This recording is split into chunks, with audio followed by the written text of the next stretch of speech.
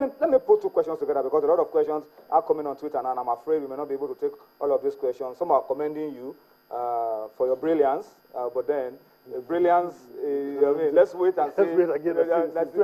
Yes, it's too early. Yeah, so let's wait and see. Number one, structure for youth development. Our clubs, feeder team structure, and all of that. That's one. And Mahmoud Kangiwa is also asking, another problem bedeviling our league is this non-payment of salaries and allowances by clubs on time. So let's talk about these two. Well, structure for youth football development, and then welfare, payment of salaries. It's in our rules and regulations already. Each club is required to have a youth team. To do, but it's not been enforced. It's gradual. You can't enforce everything at the same time. Okay. You have to work within the context of the limitations of the clubs to do that. So that will happen at some time. And then we're encouraging the clubs to do it. That's why we have a rule in our rule book that says that the club can register any player within the season who's under 18 from their youth team to play for them. And they must give him number 36 to 40. So that anytime you see a league match, you see number 36 to 40. You know the youth player. The youth player under 18 is from the youth team. And it's to encourage the clubs to have the youth teams. Because we don't have a youth team competition so far. But if the clubs know that they can be registering these players within the season and they can be removing them, they'll be encouraged to have those youth teams and go searching for these young players. But unfortunately today, not one club has taken advantage of that. But we get there. We are working on that. And I can tell you, part of what the NFF did, we did at the NFF with the Sunday Odyssey deal, is to get a technical advisor who basically will also work with the technical department of the NFF to see how we can drive this youth development program. For our clubs in the league. Clubs. Go to the clubs and work with them and set up the youth process for them and what have you. And we are talking with one of our sponsors to see how we can initiate a youth competition for the league clubs. But we are looking at the logistics because the youth teams cannot be playing week in, week out. Maybe we have to be playing on quarterly basis with some venues just to the clubs to be active, and then they can bring those players into the league. So we are working on that. Maybe by next season this will take shape. For now, let's get what we have at the moment. Yes, about players, salaries, and what have you. The rule is very clear. If you owe a player for a certain number of months, you didn't pay, and the player now writes to complain, and we confirm it's true, you can be deducted points. We have already served Dolphins a notice of. Because one of the players wrote, and the Dolphins were honest enough to write to confirm. Yes, league, we haven't paid this player, and this is the reason. And therefore, it looks like they've been able to pay now. They're able to pay. The governor was very caring to do that, and we congratulate him. I met him this weekend, and I was telling him that, look, it's not about pay, it's about sustaining the pay. So create a system where you sustain this payment. These players are not worth money. So we discussed some ideas, and I think he will be able to work on that.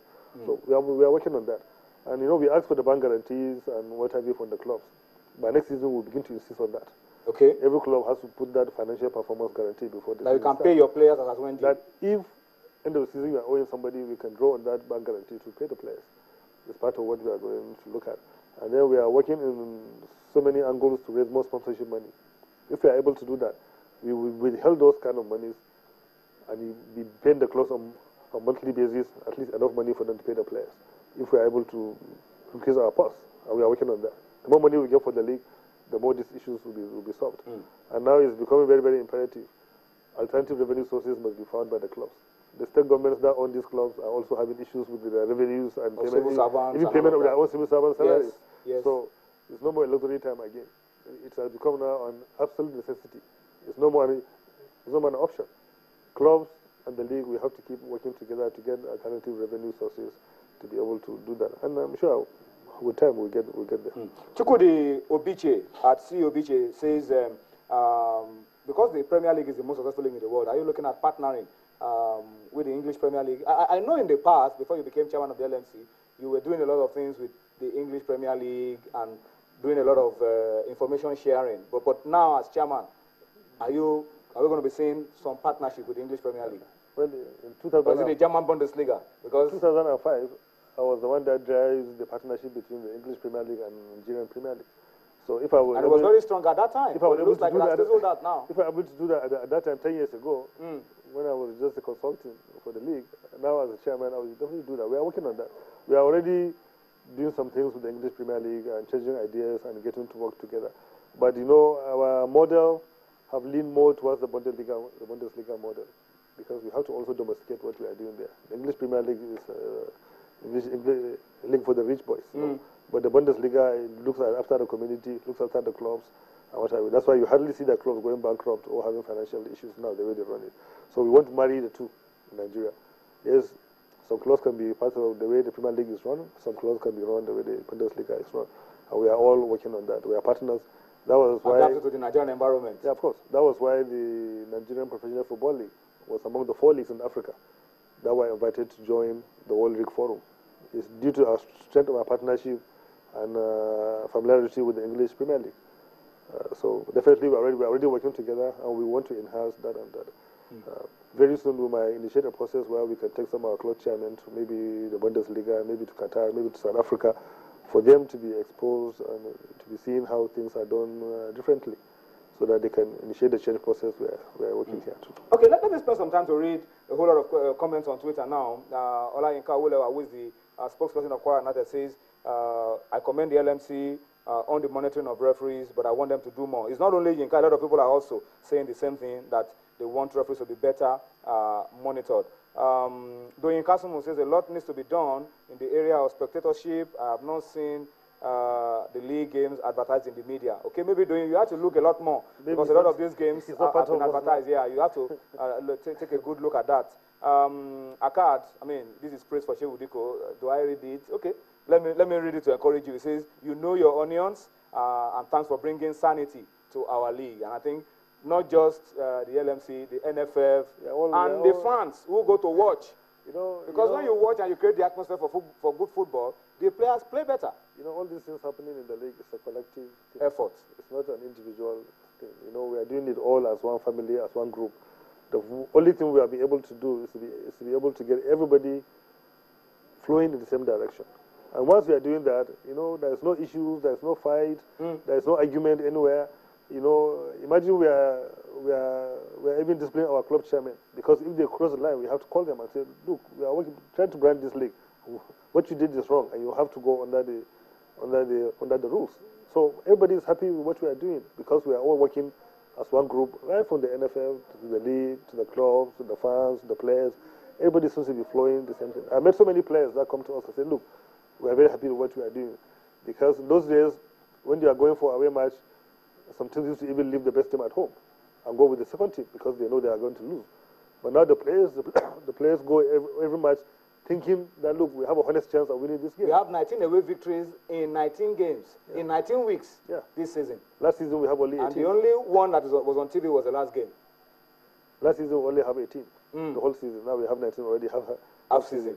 And then last season, some seasons back, you will see a whole week, the whole home teams, the whole win for the whole 10 home teams.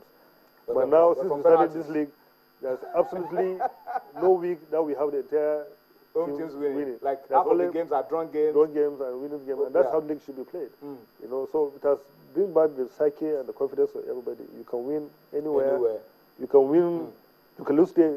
You can lose today at home, but next week you go and beat like Kwara United, lost at home and then went away to win. And that is what is bringing the sanity and the peace we are seeing within the fans, because the fans too are not stupid.